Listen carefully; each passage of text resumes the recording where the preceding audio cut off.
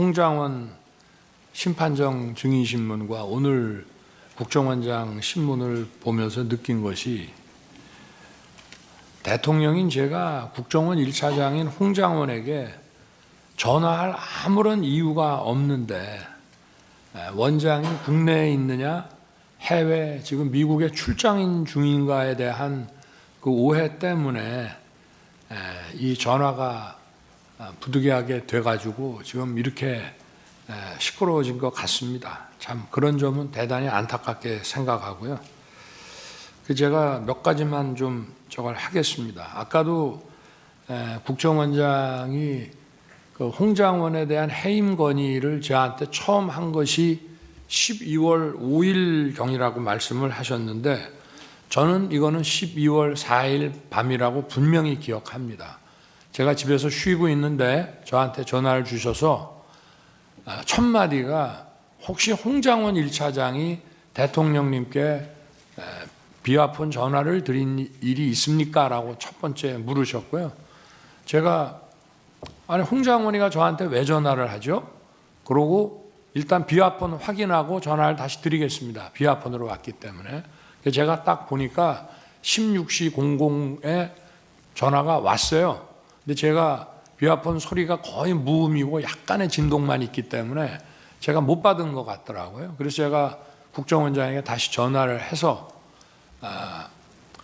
아니 저 전화가 왔는데 이 친구가 나한테 대통령한테 왜 전화를 했나 그랬더니 이제 그때 비로소 이 얘기를 이제 시작을 하시는데, 국정원 간부의 그 해임 건의에 관련된 얘기이기 때문에 공개된 법정에서 다 말씀을 드릴 수가 없습니다. 국정원장도 그렇고 저 역시도 마찬가지인데, 분명한 사실은 벌써 몇 달 전부터 정치적 중립 문제와 관련해서 원장의 신임을 많이 잃은 상태였던 것을 제가 알 수 있었습니다. 그래서 제가 국정원장한테 좀 한 소리 했습니다.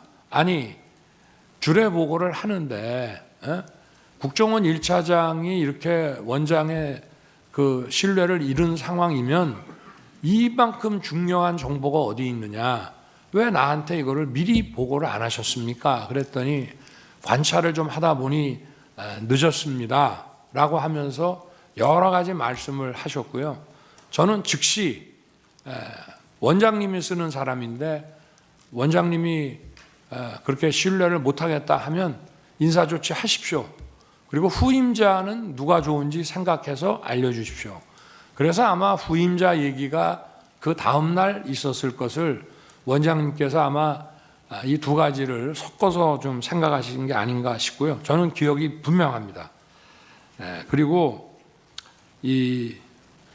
제가 원장님으로부터 그 해임 사유를 들어보니 홍장원 1차장 본인도 자기가 이미 국정원장한테 많이 눈밖에 나가 있고 신뢰를 잃었구나 하는 사실을 본인이 알 수 있었을 상황입니다.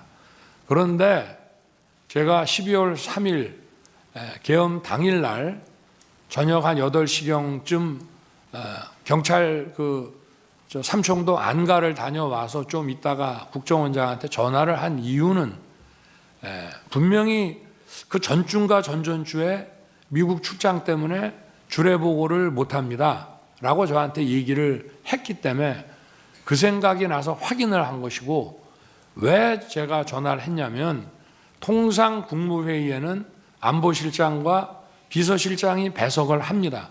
근데 이건 계엄에 관한 국무회의이기 때문에 국정원장이 오는 것이 맞다고 해서 제가 아마 우리 부속실장한테는 뭐 저도 전화하고 국방장관도 전화하고 긴급히 소집을 해야 되기 때문에 또 우리 부속실에서도 전부 보안 손님으로 모시는 거로 해가지고 전화를 여기저기 했을 겁니다. 그런데 제가 비서실장, 안보실장, 국정원장까지 다 연락하라고 아마 부속실에다가 얘기를 했던 모양인데, 가만히 생각해 보니까 국정원장이 해외 미국 출장 간다는 얘기가 있어서 제가 전화를 한 겁니다. 그래서 제가 그 워딩을 그대로 말씀드리면, 원장님 아직 거기시죠? 제가 이랬습니다. 저는 미국으로 생각하고. 그랬더니 예, 저 아직 여기입니다 라고 답을 하셨습니다. 그래서 저는 그게 미국에 여전히 계신다고 알았기 때문에 나중에 말씀하셨다는 것은 그때 우리가 길게 얘기할 상황이 아니고 네, 잘 알겠습니다. 일 잘 마치십시오. 이러고 제가 전화를 끊었는데, 그리고 나서 8시 반경에 부속실장이 모시고 들어오길래 제가 화들짝 놀랍니다. 원장님 미국 안 계셨어요? 하니까 내일 출발합니다 라면서 아마 그 뒤에 말씀을 하셨던 것 같고요. 제가 국정원장께 전화한 거는 계엄 국무회의니까 국정원장이 있어야 된다고 해서 이제 한 것입니다. 그리고 제가 이제 국정원장이 해외에 있는 줄 알고 홍장원 1차장한테 이제 그 원장 부재 중이니까 원 잘 챙겨라라고 얘기를 한 이유는 이제 그런 전화 하려고 전화했는데 안 받습니다. 그리고 한 20여 분 있다가 이제 전화가 오는데 제가 전화를 딱 받아보니까 홍장원 1차장 목소리가 뭐 저도 반주를 즐기는 편이기 때문에 딱 제가 보니까 벌써 술을 마셨어요. 본인도 인정했고. 그래서 원장 부재 중인데 이 친구가 이렇게 벌써 사람들 만나서 이게 좀 문당지 않다고 판단했기 때문에 제가 분명히 원장 부재 중이신데 원 잘 챙겨라. 그리고 내가 이따가 우리 홍 차장한테 전화할 일이 있을지 모르겠다. 이렇게 하고 전화를 끊었습니다. 본인은 아마 취 중이어서 제가 원장님 부재 중이신데 라는 얘기를 제대로, 원래는 답을 이렇게 해야죠. 원장님 아직 서울 계십니다 이렇게 답을 해야 되는데 답이 없었어요. 알겠습니다 이렇게만 답을 하더라고요. 그래서 저는 진짜 저 원장이 부재 중인 줄 알았는데 8시 반에 강의구 부속실장이 모시고 들어오길래 제가 깜짝 놀랐습니다.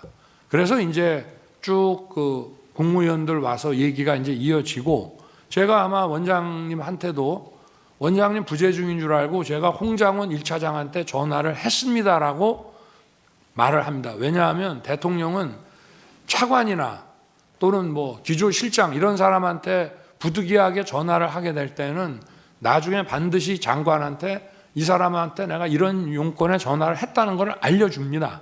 그래서 제가 알려준 거고요. 그리고 나중에 제가 홍장원에게 전화한 것은 아까 전화를 하겠다는 얘기도 했고, 또 생각해 보니 해외 출장 때 국정원 해외 담당 파트가 이런 경호 정보에 대해서 협조를 하니까 격려 전화를 한번 해줘야 되겠다고 해서 한 것인데, 저는 그 아까 원장이 얘기를 했습니다마는 앞전에 김규원 원장 있고 안보실장 있을 때부터 계속 국정원이 유관 정보기관인 군 방첩사를 지원하라는 얘기를 뭐 수도 없이 해왔습니다. 그런데 홍장원에게 제가 전화를 밤 10시 넘어서 이제 11시 뭐 다 돼서 전화했다고 뭐 나온다는데 제일 첫 마디가 이겁니다. 원장이 계신데 왜 내가 원장 부재 중에 잘 챙기라고 했는데 원장 계신다는 말을 왜 안 했냐? 그게 첫 번째 얘기고요. 그리고 저 방첩사령관과는 육사 선후배니까 육사 선후배 차원에서 방첩사 지원을 좀 잘 해줘라. 대공수사권은 없지만 국가안보조사국을 대신 만들어 놨으니 그 간첩 정보라든가 이런 게 있고, 또 국정원은 그 특활비나 자금이 많으니까 후배 있는 여기를 잘 챙겨라라고 얘기를 했고, 바로 제가 국정원장한테 전화한 거는 미국 출장 못 가는 거는 그건 당연한 얘기고요. 제가 홍장원에게 좀 전에 전화했습니다. 아마 홍장원도 대통령한테 전화 왔다는 얘기를 저 원장님한테 아마 할 겁니다. 이런 대화를 제가 한 거로 분명히 기억이 됩니다. 그리고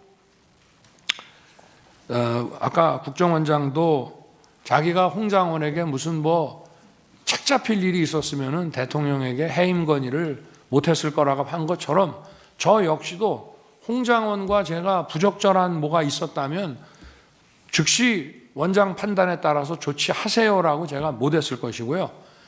기간이 오래 걸린 게 아닙니다. 12월 6일 오전에 올라왔습니다. 그 해임 안건이 제가 건이 인사혁신처로부터 올라왔는데 그날 제가 우리 여당 의원들이 국회에서 의원총회를 하는데 대통령께서 오셔서 이 비상계엄의 과정, 그 경위와 과정에 대해서 좀 한 말씀 해주셨으면 좋겠다고 해서 제가 고민하다 가기로 했는데 한동훈 대표가 오실 필요 없고 자기가 오겠다고 저 관저로 오겠다고 했기 때문에 제가 한동훈 대표가 온다니까 한동훈 대표 보는 앞에서 홍장원에 대한 해임 재가를 결재하는 것을 보여주려고 제가 조금 기다렸습니다. 왜냐하면 마치 무슨 그 12월 6일 날 아침에 그런 기사가 났고 제가 홍장원에게 그런 지시를 했다고 막 기사가 나서 그런 오해가 생기니까 제가 한동훈 대표한테 이거 봐라. 내가 홍장원한테 이게 약점 잡힐 일이 있으면 이거 제가 하겠냐라고 하면서 들어와서 얘기 좀 나누다가 가기 전에 제가 제가 하는 데 가서 한동훈 대표 뭐 가까이 봤는지는 모르겠습니다만 오라 그래서 제가 하는 것을 보여줬고요. 그리고 어쨌든 홍장원에 대한 해임 사유는 자세하게 말씀드리긴 어렵지만 하여튼 야권과 관련한 정치적 중립 문제가 심각하다는 말씀이었습니다. 그런데 아까 뭐 전화 한 번 한 거 가지고 원장도 뭐 여당 의원하고 전화하는데 뭐 야당 의원하고 그런 정도 문제는 아니라는 점을 이 자리에서 자세하게 말씀은 드리기 어렵습니다만은 그렇게 이제 말씀을 드릴 수 있고요. 그리고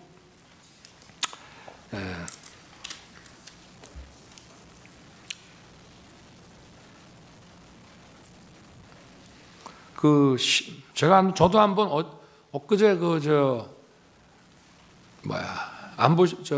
지금 안보실장이죠. 신원식 전 국방장관 증언 때문에 한번 곰곰이 생각을 해봤습니다. 그때 저녁을 총선 전에 먹은 기억은 저도 납니다.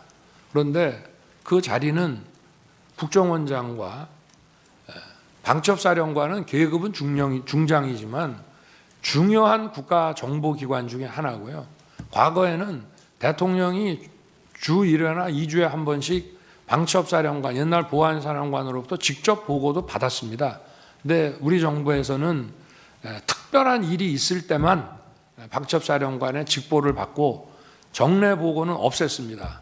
그래서 국정원장과 방첩사령관, 그 다음에 방첩사령관의 상사인 방첩사령관은 국방장관 직할입니다.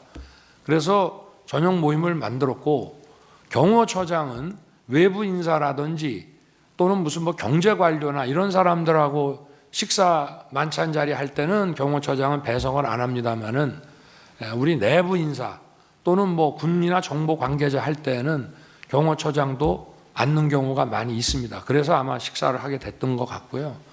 그래서 제가 뭐 무슨 비상계엄 얘기를 했다 하는데 제 기억에는 그날 아마 이종섭 전 국방장관을 호주의 호위함 수주를 위해서 호주 대사로 보내고 아그레만까지 받았는데 무슨 런종섭이니 하면서 정말 본인도 아주 뭐 인격 모욕을 당하고 사직까지 했고 결국은 어떤 고위직의 활동이 부족해가지고 호주 호위함 수주를 못 받았습니다.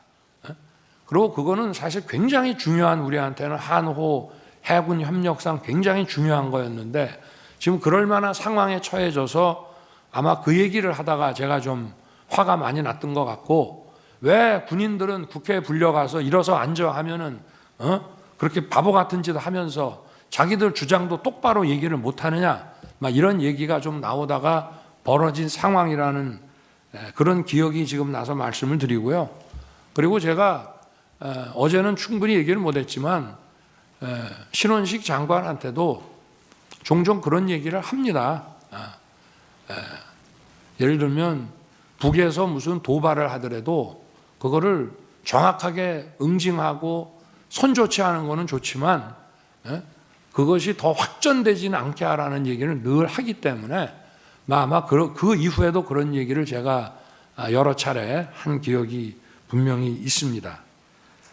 그리고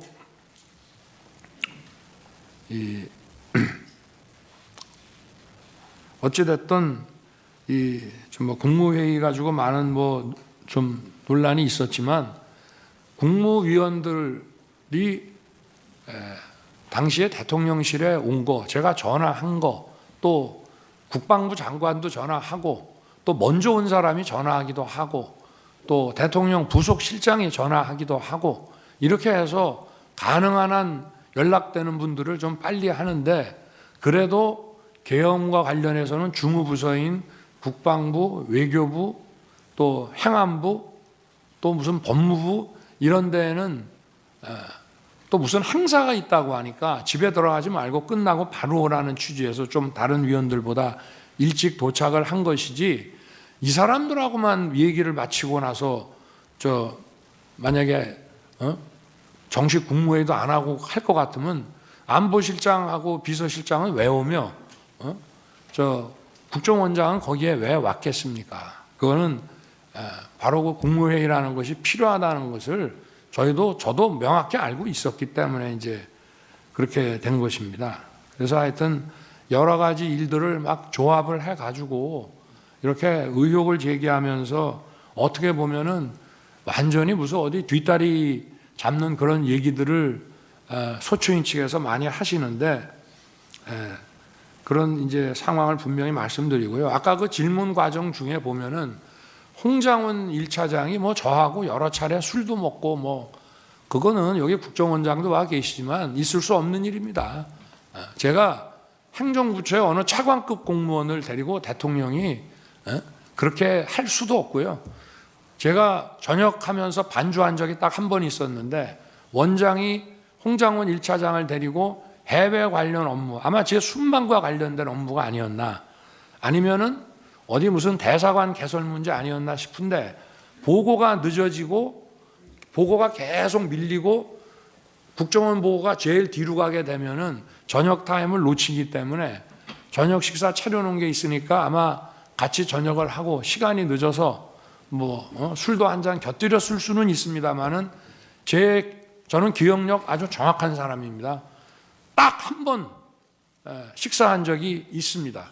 그런데 뭐 여러 차례 밖에다가는 그거 한 번 하고, 홍장원 차장이 대통령하고 뭐 자주 술도 먹고 대통령 아주 가깝다, 대통령 부인하고도 가깝다, 이런 얘기를 막 하고 다녔다는 그런 얘기들이 많이 흘러다니고 있는데, 그거는 전혀 공직의 위계상 있을 수 없는 일입니다. 네. 일단은 뭐 오늘 나온 얘기와 관련해서 뭐 드릴 말씀도 많이 있습니다만은 이 정도 하겠습니다. 네, 감사합니다. 기회 주셔서. 재판장님, 발언권 좀 주실 수 있으시겠습니까? 발언을 하셨지 않습니까, 지금? 저희가 지금 홍장원에 대해서 증인 신청을 다시 하고자 합니다. 증인 신청서는 이미 제출이 되었고요. 여인영은 지금 지난번 증인신문 이후에 자신이 홍장원에게 그런 요청을 한 적이 없다라고 진술을 하였고, 그러한 진술서를 기사에 언론에 배포를 했습니다. 그 부분에 대해서 저희가 증거로 제출했습니다만 소추인 측에서 부동의를 해서 지금 증거 능력이 부인되고 있습니다. 홍장원은 여인영과만 통화를 한 것이 아닙니다. 당일날 밤에 박선원과도 문자를 주고받았던 사실이 지난번 증인신문에 드러났고요. 요지가 뭔가요? 홍장원에 대해서 다시 저희가 주신문으로 시간 제한 없이 증인으로 신청하는 바입니다. 제가 서두에 홍장원에 대해서 재판부 평의를 거치겠다는 말을 안 했나요? 다시 한번 말씀드리는 바입니다. 네, 평의를 거쳐서 답을 주십시오. 휴정하고 오후 2시에 속개하겠습니다.